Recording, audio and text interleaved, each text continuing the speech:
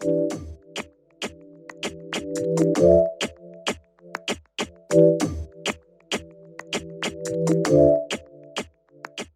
because you don't have a degree, you've been in this business for 20 years. That's a career. Yeah, you have skills. That's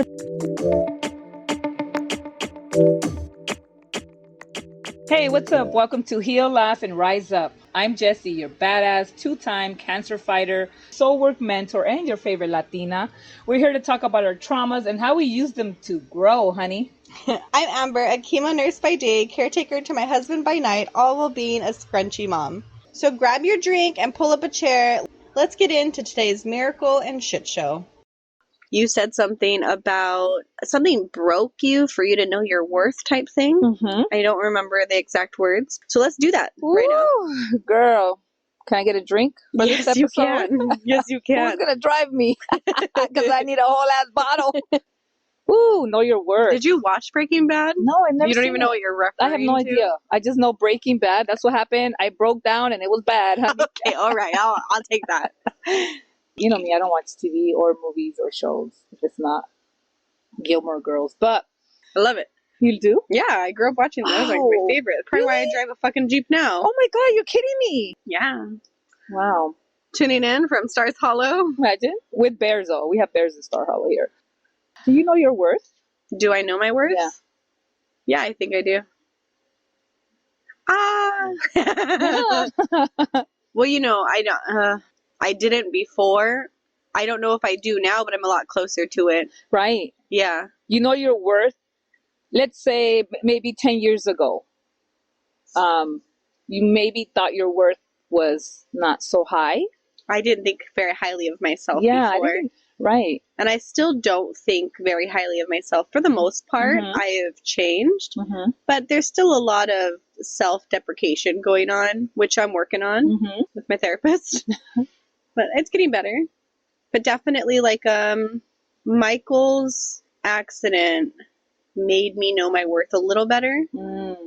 Because I worked at the local hospital. Okay. Mike's accident happened. I was supposed to work that night. I called and told them I'm not coming in. My husband was in a horrific work-related accident. He's in the ICU. And I don't know what the foreseeable future looks like. And I can't give you a return date. But I'm not showing up tonight. Take me off the schedule. I went on leave. There was a lot of proof I had to send over. I had to get doctor notes and stuff. It was very uncomfortable, but it is what it is. Yeah. At the time, they didn't think Mike was going to live. So doctors didn't know what to write. Right. So they pretty much just wrote, for starting this date, Amber needs to be here in the hospital for her husband. And I submitted that. Yeah. And they wanted an end date. Yeah, they always want an end date. And I said, just fucking, like, take me off the schedule. Yeah, goodbye. So HR gave me a 3-month date. And she said, if you can come back earlier, let us know. I'll check back in 3 months. Well, 3 months went by. I hadn't worked there a year, so there was no FMLA protection. 3 months went by, and she reached out to me and pretty much made it pretty clear, you either come back to work or you don't have a job. And Mike was the breadwinner, not me. And now he has no income. So I felt like I had to go back to work. Yeah. So I did. I showed up to work. It was the start of being in a hospital setting where now I'm in charge of someone's life. And the way monitors would go off, I just spent 47 days straight listening to my husband's monitors go off. Wow. That I learned when I am sitting by a bunch of monitors. Yeah. I worked that night. It was cardiac floor. And everyone is on a monitor. And I don't know about you guys, if you know these things, but for a quick example, we put EKG leads on your body. Okay. The little stickers? Yep, all those little stickies that fucking don't come off and leave all that shitty residue and rip your little hairs. We put that on you, and then we can watch how your heart's working from the nurse's station. Right. Well, there was 20 beds, people hooked up. Every time someone coughs, a monitor goes off. Yeah. And it looks like your heart's in a bad rhythm. You stop coughing, and that goes away. The system's very sensitive. And it would alarm like everyone was dying. Girl, 3 hours into my shift. Oh my gosh. I was sitting behind the fridge in the break room. Okay. Can I ask you before Crying. you finish, how soon after was that? Like, This is 3 months from his accident. So a month and a half after he came home. And now you're sitting with these monitors. Yeah, and I said, fuck this. And I went down to the House Soup's office, and I said, I'm sorry, I don't feel good. I need to go home. And she said, oh, what happened? I said, I think I'm sick. I didn't know what was happening. Yeah. I didn't know how to explain Where this. were you feeling? Like, honestly, I don't remember. Yeah. I just remember, like, hiding in the break room, away from the monitors. Right. My patients, everything was just like someone else's problem, which is, it's negligence. Absolutely. But I couldn't even function. So I went and told House Soup, like, I need to go home. And she was like, oh, okay. Well, I went home. Then I got in my car. This is my first night away from Mike. Okay. Got in my car, and I started driving home. And I text Mike, I'm on my way home. How are you doing? And a cop pulls me over for being on my phone. You're kidding me. Yeah. So I got I was at a red light when I text him. So the cop pulled me over. He said, I saw you got to the red light. You pulled your phone out. But that's a violation. You can't be on your phone while driving. So he gave me a non-moving violation to be nice because it was at a red light. But anyways, I don't even do that anymore because I learn real fast. And I just cried. And everyone who knows that I got that ticket is like, why didn't you tell him? Because I was wrong. I was on my phone. Yeah. Whatever. I just cried and went home. But then I never showed back up. You didn't go back, huh? No, I never went back there. And, they were, hey, when are we going to put you back on the schedule? And I said, never. What were you saying? You were saying, I just can't. Were you just, at that moment when you got home, you were reflecting and you were like, this is too hard, or you didn't know? No, I said, I can't go back. I was embarrassed. You were? Yes, that I can't do my job. So I called back and I said, hey, I'm violently sick now. Take me off the schedule. That was 3 days, right? So that was night 1, and I'm supposed to go in for the next 2 nights. And I said, take me off the schedule. And because if you're over 3 days sick, they want a doctor's note. Right. So I called my therapist and I said, I need a doctor's note. I am mentally not well. And thank God for mental health workers because she did. She got me a note. She did it all. I gave her the contact of HR and she got them notes. And once they got my information, I sent my 2-week notice. So I never went back from that night. And then we started my journey of PTSD, healing, which... Yes. Let me tell you, I remember telling my therapist, how do you treat an old, codgety war vet that you just diagnosed with PTSD who doesn't believe in PTSD? Because that's how you're going to have to treat me, because I don't believe this shit. It was very taboo. No, that's not my thing. And then after that, once it was time to go back to work, because I still am the only person making money, I still had to find how to go back to work. Wow. So I went back to the psych hospital. Okay. Because there's no monitors there. Right. So now you have to find something that doesn't But I hated that job. Right. That's why I didn't work in psych. Yeah. But you have to do things, right? And also, I didn't think I didn't have the worth to be the manager. I had to go do what I can do. Right. So I went back there. And then from there, I was like, why am I working this job that I don't like? And I had to decide what's my worth. Okay. And I went from there. Yeah. So I think Mike's accident made me learn what's your worth? Yeah. How do you keep moving forward? Before, Mike and I were always together. We did things together. We got each other. We, picked up each other's slack. Yes. Got through life. Yes. Now I have to take care of him. He's home, but he barely knows how to walk. He's not eating. We're still, shoving insures down his throat. It was major. You can't leave him alone. It's not like you can, at the beginning, you can't just leave. You have to be here. I still can. Yeah. But I definitely, there was times where his safety, unfortunately, wasn't coming first because I was still set in that mindset of, we need money. How am I going to do this? Let me go do this while he sleeps. Because money makes the world go round. It does. Quotations. And it does. It lubricates life, But it was definitely a different mindset. Yeah. My worth has changed. Yeah, sometimes it takes something so traumatic and horrible to show you your worth.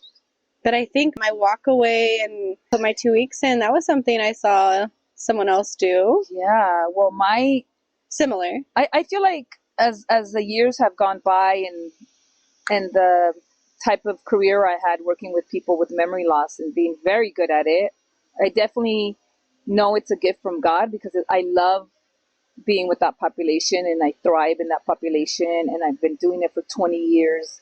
And I mean, I'm the master of redirecting behavior. People would come in and be like, this, this person is so difficult. We can't get him in the shower. I'm like, oh, I can get him in the shower right now.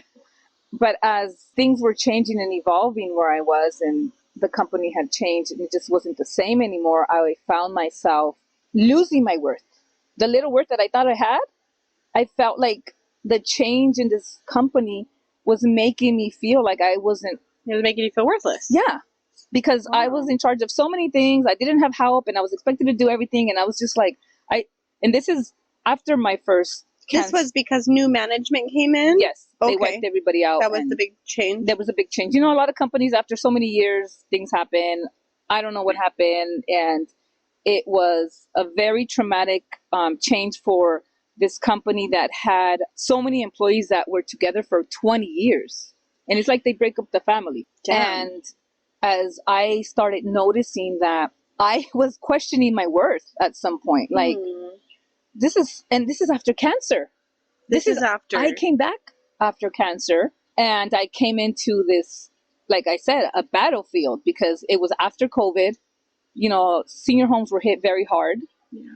And then change of everything. And it's just like, what is happening here? So as time was going on, I just started drowning so much. My anxiety started kicking in more than ever, because now I'm dealing with post-cancer, post-pandemic changes in my body, because I had a full hysterectomy and I don't have any hormones being produced. So I'm now dealing with, a lot of people don't know. We'll get into that on another episode on all the changes that come with my diagnosis, but dealing with some severe stress and anxiety already because of what I'm going through. And now I'm going through this change in the company, and I had a breaking point I never knew I could have. Girl, I literally just, when people say I had a mental breakdown and I just broke down, I never understood it. Now I'm like, man, that was, but let me tell you, can I tell you something? Tell me. That a lot of people don't know. You came to me. Well, do I know? Well, you came to me. God planted the seed, and God said, hey girl, through you, hey girl, what if you quit your job and you come help me? And I said, what? Do what? What if you stop what you're doing there and come help me with Mike? Yeah, because that's when I did my whole transition and I was knowing my worth. I was ready for a big change, but I can't leave the house. You were ready to leave the house and go out there. But I need someone with Mike. You can't be alone. So go ahead. And I said, okay, well, that's a big, I've been here almost 20 years. I started when I was in my early 20s. My whole adult life has been here. I don't even know how to do a damn resume, or how am I going to interview? Here's my interview. In my head, I'm thinking, if I leave, because I was already at the point where, like, I'm not happy here anymore. I knew you weren't happy, but I didn't know you were going to leave. You had no idea to the extent. No, because we had done Hot Pot with Miriam, and you were telling me, like, you don't like this new management, but it wasn't, I didn't think you'd actually... It wasn't like you, so you didn't think, oh shit, she's so unhappy, let me snatch her? No, not snatch you up, girl. Girl, take me, girl. Take me, I'm yours. I think I had that idea. It was also very much of like those dreams, like when I talked to my best friend about living next door together for the rest of her life. It's one of those dreams. It happened like that. We talk about it, but you don't expect it to happen. Right. So yeah, I want to snatch you up. Yeah. But I didn't think it would actually work. And the interesting part is, like, I thought, well, how could I leave this place that's been my place for 20 years, even though I'm drowning, though, right? Yeah, but then on top of that, it's not as appealing. I remember we went back to Hot Pot, and I told you how Mike is. You didn't know how he was. No, I didn't know anything. And then I said, the extent. And we have a 6-month-old. If I'm leaving, I don't have childcare either. Yeah. I'm maybe you're going to be in charge of her to take her to childcare and drop her off. Yeah, drop her off for you, pick her up. Or something. Yeah. Or maybe you'd be in charge. Or you still were trying to figure it out. But I didn't know because we were just talking. This wasn't a job offer. Una plática nomás. Yeah, it wasn't a job offer. It was just me dreaming out loud. So you know what happened? I think I told you this. I don't know. Okay, this is what happened. So when we had that conversation, I went back to work and I just kept praying on it. Like, God, please, like, let me know what is, because at that point I'm like, this sounds amazing. that we can partner up and this can possibly happen. But it also was one of those things that it was just in passing. So it was like a daydreaming kind of thing. Yeah, but right? it's like almost there was part of you that thinks, at least for me, what if we could help each other? Yes. So I was praying on it, girl. And I kept asking God to give me a sign. And I got the biggest sign ever. I was at work and there's a few residents that don't talk. They can't talk. They'll say words here and there, but to have a Like a solid coherent speech. sentence, you're not going to get it from Mr. J or Mr. C, right? Okay. So I'm sitting there and I'm looking at this gentleman and he's fairly new and he has this beautiful smile and he just was a wonderful man and I loved him so much. And I'm sitting in front of him and I'm just staring at him, but in my mind I'm praying, I'm talking to God. What could my future look like? And I was speaking out loud to myself and he looked right in my eyes and we had a full-on conversation for 5 minutes. About what? I told him, I don't know, I'm scared. Should I do it? I didn't say specifically, I might want to leave here. I was just speaking out loud. And he looked at me right in the eyes and said, just do it. Aww. Just do it. And as he's looking at me, I'm having tears coming down my eyes because I feel like there's no other explanation than God speaking to me through this gentleman. Yeah. That's how I feel. That's how I interpret it. And he said, just do it. It's going to be fine. And I said, but I'm scared. Aww. And he said, there's nothing to be afraid of. And I thought, dude, if this guy is not who can't the sign, talk and telling guess what? you. After 5 minutes, Damn. it's like the light was turned off and he was back to the way he was, and never again did he speak like that again. It was a very emotional, como se dice, very, it was a confirmation, right? So that happened. Well, guess what happened the following week? I had my meltdown. I had my breakdown. Something happened. I don't even know what happened. I got so worked up and I just felt my blood pressure go up, and I went to the nurse's station. And I was like, okay, let me check my blood pressure. So I grabbed the cuff, which people do all the time. They go in there and check there, and it's not weird. So as I'm checking it, the nurse, I never checked it. So she was kind of like, hey, are you okay? And I said, oh, I don't feel very good. And she looked at it. She goes, oh, no. You need to sit down. You need to sit down. And she ran out to get water. She closed the door. She came back in. And by that time, I was crying. I was just a hot mess. And then I said, I got to get out of here. And as being such a good worker that I am, I had to go upstairs to go let the administrator know that I have to leave. Then as I'm leaving, I have to let the front desk know, like, hey, I'm leaving. Like, you know what I'm saying? Out. Like, I feel like I have a very good work ethic all my life. Like I said, I've never not had a job, and I try my hardest.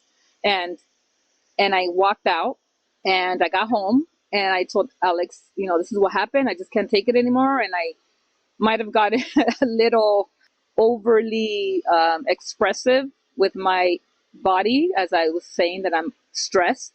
I think I punched the chair. Oh, I was like, what'd you do? Get naked? I got naked, girl. I took it all off and I'm like, I'm getting out of here. I can't have anything else. So you punched the chair? I punched the chair because I said, I can't take this anymore. And I punched the chair. Sure, I triggered some things with that because I got home and I told Alex what happened, and Alex looked at me and he says, you're not going back. I don't care if I work 3 jobs. You're not going back. And then they called me right away and said, you can't come back till you have a doctor's note. Oh, shit. And I said, but I just need a day to, like, at that moment, I didn't think I wasn't going back. That moment, I thought, oh my God, I'm having this mental breakdown. Let me just take like 2 days and I'll be back. And they say, you can't come back till you have a doctor's note. Then I thought, maybe because of what happened and how I reacted. They're protecting themselves. I get it. We have this maniac. She might go around shocking people and shit. So then I said, okay, well, I got to get a hold of my therapist because I had a therapist at the time.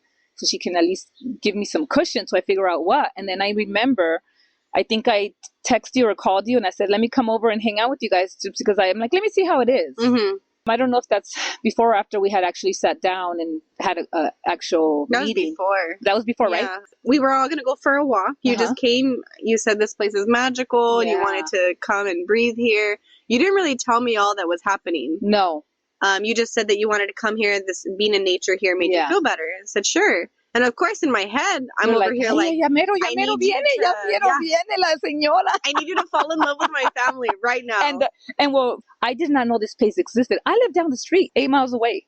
I know. I've never been here. And I'm like, what the heck? This is the most magical healing place ever. So with dogs that are just... I remember we were going to go for a walk because that's what you requested, to be out in nature. And that's how I could support you at the time. Yeah. And I said, okay, well, when we go for this walk, do you want to hold Mackenzie? Because I would carry her on my body. And I said, do you want to? And you were like, yeah, let's do it. This sweet little baby. Oh, sweet little baby. Then I did. I took a picture of you thinking, imagine if one day this becomes a thing. I didn't know it was going to happen so quickly. Oh my gosh. And I remember being here and thinking, this feels so right. This feels so right. I never thought I'm mixing a business with pleasure. We've been friends. Is it going to be weird? How are we? No, nothing. I just remember maybe telling you, I don't know, in my mind, I remember telling you like, yes. And I remember us crying. Did that happen? That wasn't that day. No, but when we confirmed it. Yes. So then, so I never went back to work because I had the doctor's note for 2 weeks that my therapist gave me. And then by that time, you and we all had sat together and talked and had a meeting about what we were going to do moving forward. And it was just amazing. And so I never went back to work, and I just put in my notice. And I think at that moment, I got my worth back. Because let me tell you, I don't have a degree. Okay. I don't have any education.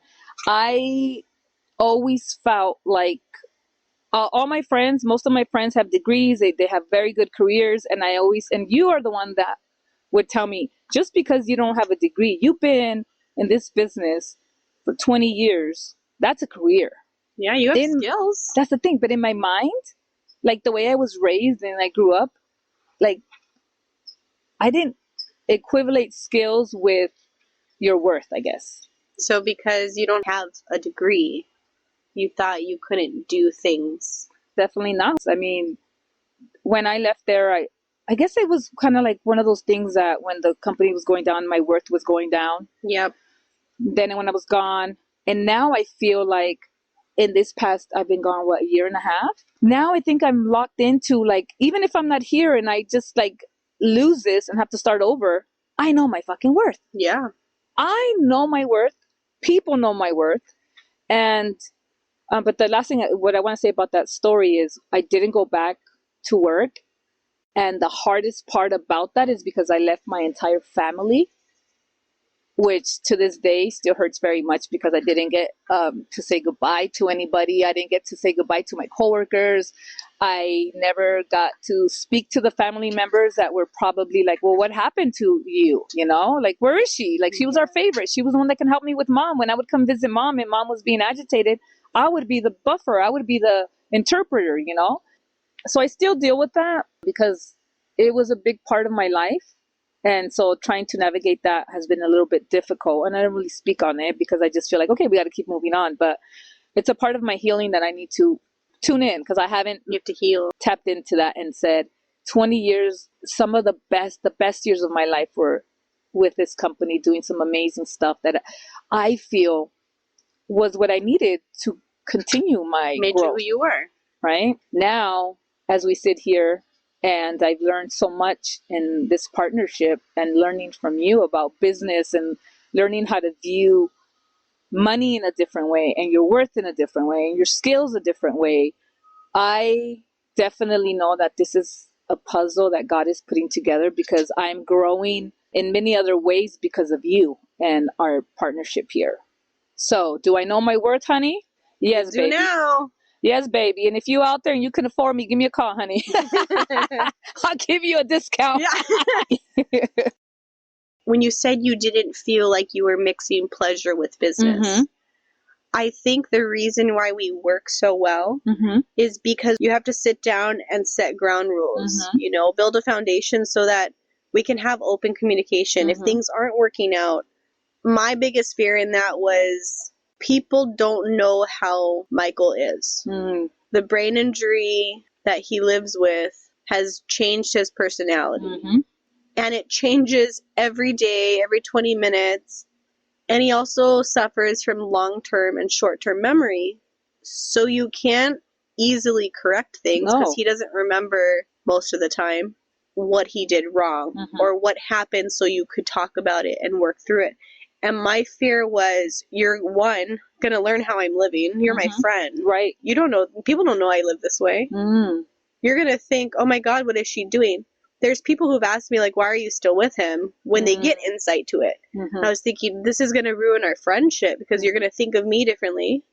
It's also going to be maybe you can't handle that personality. Yeah. But I was reassured with, you've done this for 20 years. I've worked in memory care places. Yeah. This is very normal when it comes to someone with Alzheimer's. Yeah. So I knew this was something that you were prepared for. But it's not easy when you know it's a personal friend going through it. That's what I was like, fuck. It's been definitely a learning experience, but it definitely is difficult to witness because, like you said, people don't know. And you're not one that's going to be on there like, oh, today this happened and yesterday this happened, you know? And it hurts, but I'm also very honored that I could be here and help. I'm so glad you said yes. The things I think were really important is we were setting that foundation. So I had to bring to your attention, hey, this is how it is. And then we also had to talk money. Right.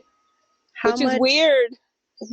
Because you're friends. It's very taboo. It's very taboo to say, okay. It should be easier with friends, but it's not. Should. It's not. It's not easy to talk about money, but I found that it's not easy to talk about money for anyone. No. So to talk about money, it was very taboo when I started all this. Yeah, even when you open your check at work, huh? Everybody will open it all secretly. like it's like the winning numbers to the lotto and shit. You're like, oh, open it. And you open it. You're like, oh, I better put it in my car. What if it falls out of my pocket? You know, someone sees it. My God. But that was very weird. It was very weird for me. Very weird. And I knew that that's an uncomfortable thing to talk about. So I remember like asking you, hey, what do you make? Yeah. And I was like, oh my God, she's asking me the $1 million question, which is like, why is that so hard to talk? Why is that so hard to say? But how fucked up if you lowballed yourself? Yeah. I'm trying to make sure you're not walking away from a job to come help me and then I'm not helping you. Right? You're going to make less. I want to make sure that if you are making less, we agree that that's okay. Or if you can make more, then let's make that happen too.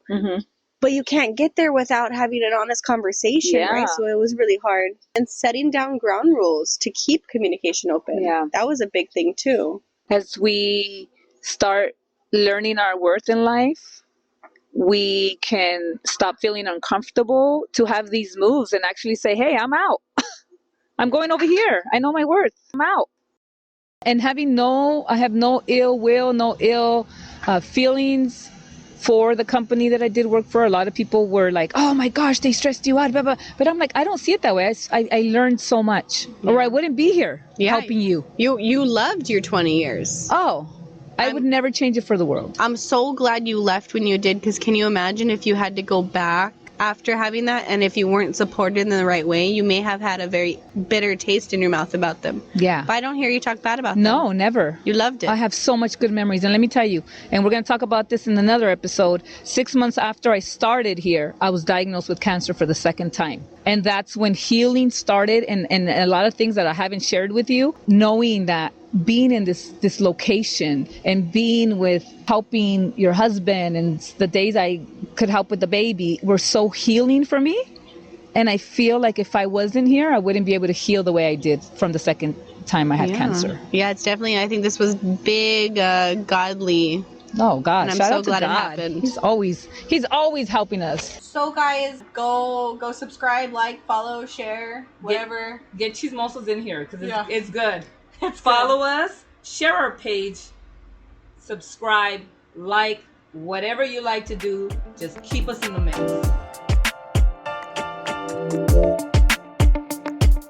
mix.